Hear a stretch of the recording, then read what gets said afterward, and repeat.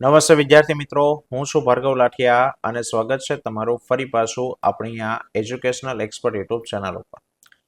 આજે આપણે ધોરણ 10માં વિષય વિજ્ઞાન અને ટેકનોલોજીમાં લિબર્ટી પેપર સેટ 2026માં પ્રશ્નપત્ર 3નું સોલ્યુશન જોવાના છે, જેના ઓલરેડી બે ભાગ આવી ગયા છે. વિભાગ એ અને વિભાગ બી ના સોલ્યુશન મુકાઈ ગયા છે, બરાબર. તો આ વિડીયોની અંદર આપણે વિભાગ સી ની સોલ્યુશન જોવાના છે.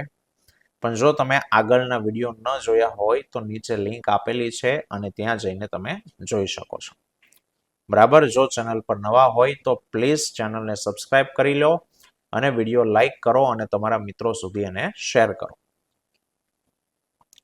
ચલો, વિભાગ સી માં પહેલો પ્રશ્ન કે નીચે આપેલી આકૃતિનું અવલોકન કરો અને પ્રશ્નોના જવાબ આપો. પહેલું કે આ કિસ્સામાં થતી પ્રક્રિયાને ઓળખો અને એની વ્યાખ્યા આપો. તો ચલો જવાબ આપીએ. પહેલું કે અહીં થતી જે પ્રક્રિયા છે એ પ્રક્રિયા વિઘટન પ્રક્રિયા છે, પ્રકાશીય વિઘટન.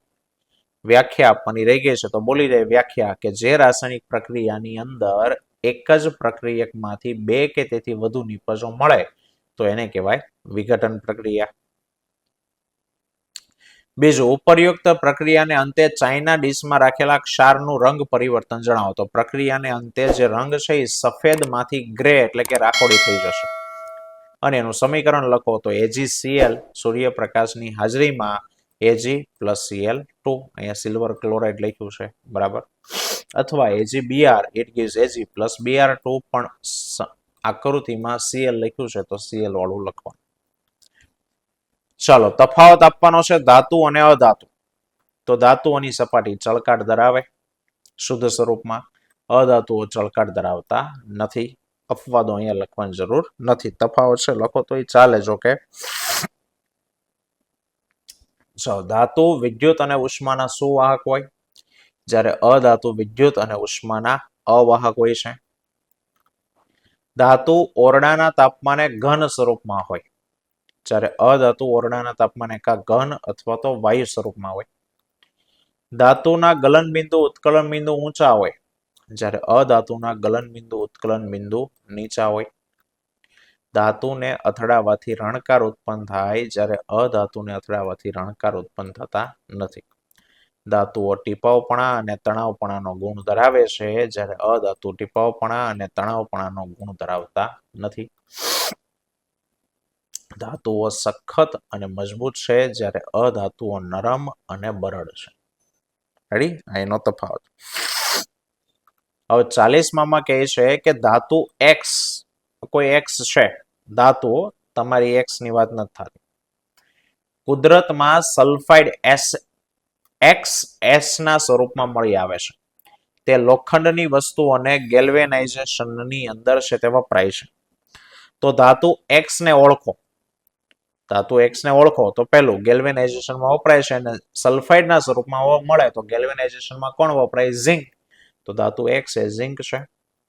અને બીજું, સલ્ફાઇડ અયસ્ક XS ને શુદ્ધ ધાતુમાં કઈ રીતે રૂપાંતર કરશો ને એને પ્રક્રિયા દ્વારા સમજાવો. તો લખ્યું છે સલ્ફાઇડ યુક્ત કાચી ધાતુ એને હવાની હાજરીમાં ગરમ કરો એટલે એના ઓક્સાઇડ બની જાય, એને કહેવાય ભૂંજન. ZnS + O2 ગરમ કરો એટલે ZnO ને SO2. એ જે ઓક્સાઇડ બન્યા એનું કાર્બન જેવા રિડક્શન કરતા વડે રિડક્શન કરો એટલે ઓક્સાઇડ ધાતુ મળી જાય. ઝિંક ઓક્સાઇડને કાર્બન હારે ગરમ કરો, ઝિંક છૂટું પડે, ZnO+C ઇટ gives Zn+CO.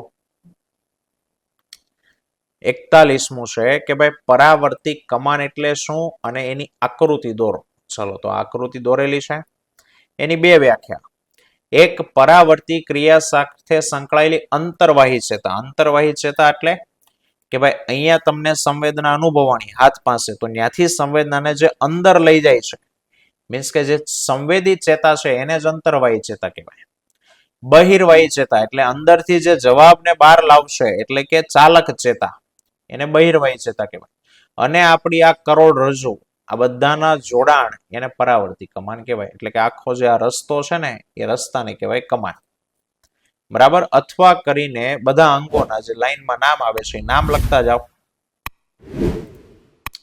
સંવેદનાગ્રાહી અંગ એટલે કે આ હાથ, સંવેદી ચેતાકોષ, પૃથ્થકરણ એટલે જે જવાબ તૈયાર કરે છે એ પૃથ્થકરણીય ચેતાકોષ, ચાલક ચેતાકોષ અને રિએક્શન આપતું અંગ, પ્રતિચારક અંગ, આ બધાના જોડાણથી બનતો જે માર્ગ છે એ માર્ગને કહેવાય પરાવર્તી કમાન.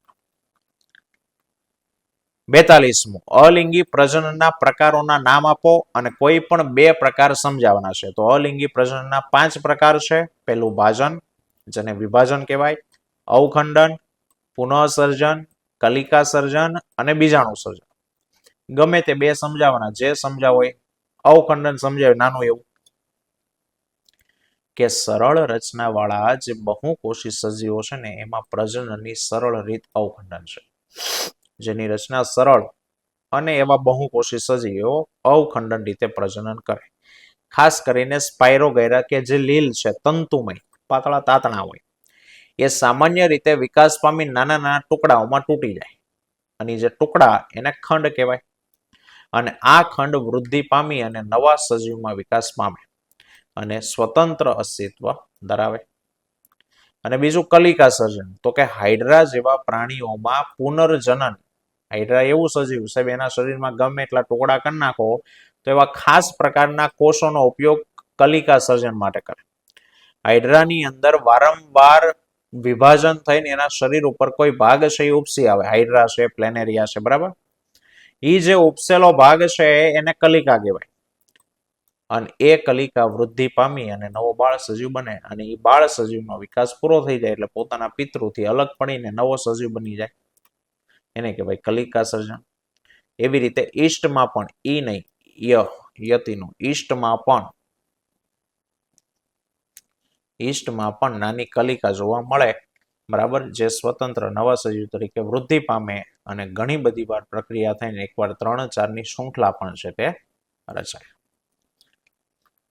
ચાલો, મનુષ્યમાં નર પ્રજનન તંત્રની આકૃતિ દોરો. તો આ નર પ્રજનન તંત્રની આકૃતિ દોરવાની. અને બીજું શુક્રપિંડનું કાર્ય જણાવો. તો શુક્રપિંડ ઉદર ગુહામાં બે પગની વચ્ચે વૃષણ કોથળીમાં આવેલા છે.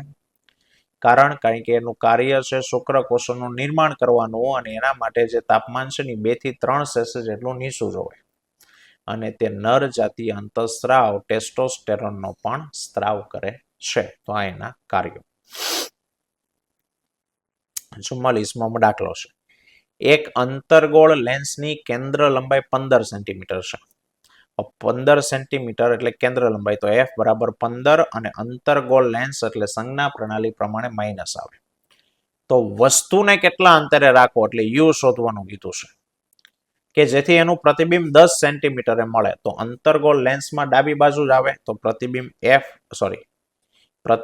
v બરાબર પણ -10 સેન્ટીમીટર અને એની મોટવણી પણ શોધો.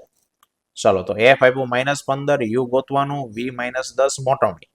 સૌથી પહેલા લેન્સનું સૂત્ર 1/v - 1/u બરાબર 1/f, જેમાંથી આપણે શોધવાનું શું છે u.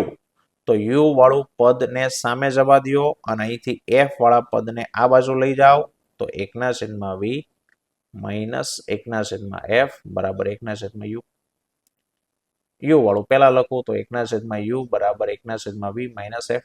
મૂકો કિંમત. 1/v ની કિંમત -10 માઇનસ સૂત્રના 1/f ની કિંમત -15. આ માઇનસ ને આ માઇનસ પ્લસ -1/10 પ્લસ 1/15.